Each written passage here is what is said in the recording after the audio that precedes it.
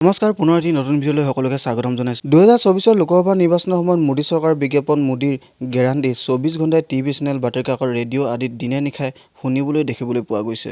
মোদী চৰকাৰখনে শিশু কিশোৰৰ পৰা আৰম্ভ কৰি যুৱক যুৱতী, শ্ৰমিক কৃষক সকলোৰে মুখত মোদীৰ গেৰাণ্টিৰ বিজ্ঞাপন প্ৰচাৰ কৰিছে। যদি যোৱা 10 বছৰে মোদী চৰকাৰে ভাল কাম কৰিছিল, তেন্তে এইবাৰ কিয় গেৰাণ্টি দিব লগা হৈছে বিজেপি চৰকাৰখনে? যিবোৰ প্ৰতিশ্ৰুতি পূৰ্বতে মোদী চৰকাৰে দিছিল, সেই প্ৰতিশ্ৰুতি বৰ্তমান সময়ত পালন কৰিব পাৰিছেনে বিজেপি চৰকাৰখনে? পূৰ্বতে নিৰ্বাচনৰ সময়ত প্ৰধানমন্ত্ৰী মোদীয়ে কৈছিল প্ৰতি বছৰে 2 কোটি নিবনুৱাক চাকৰি দিয়া হ'ব, আৰু সেই হিচাপত চাবলৈ গ'লে আজি 10 বছৰত 20 কোটি নিবনুৱাই চাকৰি পাব লাগিছিল। কিন্তু বৰ্তমান সময়ত আমাৰ দেশত নিবনুৱাৰ সংখ্যা দিনক দিনে বৃদ্ধি পাইছে। বহুতো নৱপ্ৰজন্মই নিজ দেশত সংস্থাপন নাপাই বিদেশলৈ ঢাপলি মেলিছে, আৰু বহুতো মেধাৱী ছাত্ৰ-ছাত্ৰীয়ে জীৱন সংস্থাপনৰ দিশ বিদেশ হেৰুৱাই আত্মসন্মানৰ দৰে পথ বাছি লৈছে। পূৰ্বতে প্ৰধানমন্ত্ৰীগৰাকীয়ে ডিজেল পেট্ৰলৰ মূল্য নিয়ন্ত্ৰণ কৰিম বুলি কৈ শেহতীয়াকৈ লোকসভা নিৰ্বাচনৰ আগমুহূৰ্তত প্ৰতি লিটাৰ ডিজেল পেট্ৰলৰ দাম 2 টকাকৈ কম কৰিছে।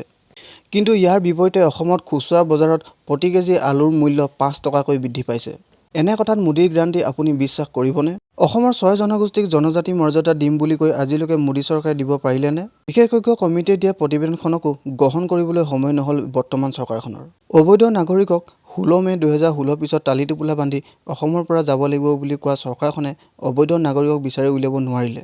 আৰু ইয়াৰ বাবদ মোদী চৰকাৰে 1600 কোটি টকা খৰচ কৰি NRC আনিছিল। কিন্তু বৰ্তমান বিজেপি চৰকাৰখনে এজনো অবৈধ নাগৰিকক চিনাক্ত কৰিব নোৱাৰিলে।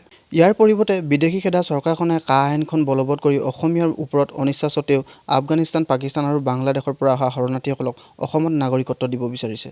বছৰৰ পাছত বছৰ হৈ থকা প্ৰব্ৰজনে অসমক জুৰুলা কৰা ৰাজ্যখনত এতিয়া কা জাপি দি ধৰ্মৰ ভিত্তিত ভাগ কৰি এচামক নাগৰিকত্ব প্ৰদান কৰিব, আৰু আনফালে এটা চামক অবৈধ নাগৰিকক মোহৰ মাৰিব চৰকাৰখনে। বিজেপি চৰকাৰখনে 2021 চনত কৃষক আন্দোলন নেতাসকলক MSP প্ৰতিশ্ৰুতি দিছিল, কিন্তু সেই প্ৰতিশ্ৰুতি বৰ্তমানলৈকে চৰকাৰখনে পালন কৰা দেখা নগ'ল, যাৰ বাবে দেশত পুনৰ কৃষক আন্দোলন গঢ়ি উঠিছে। মণিপুৰত ডাবল ইঞ্জিন চৰকাৰ থকাৰ পাছতো 2023 চনৰ পৰা দুই গোষ্ঠী মেইটেই আৰু কুকিৰ মাজত বৰ্তমানলৈকে সংঘৰ্ষ চলি আছে। ইয়াৰ বাবে সংসদত অনাস্থা প্ৰস্তাৱৰো সন্মুখীন হ'ল। তাৰ পাছতো প্ৰধানমন্ত্ৰীয়ে ৰাজ্যখনৰ সমস্যা সমাধান কৰিবলৈ একো পদক্ষেপ নল'লে।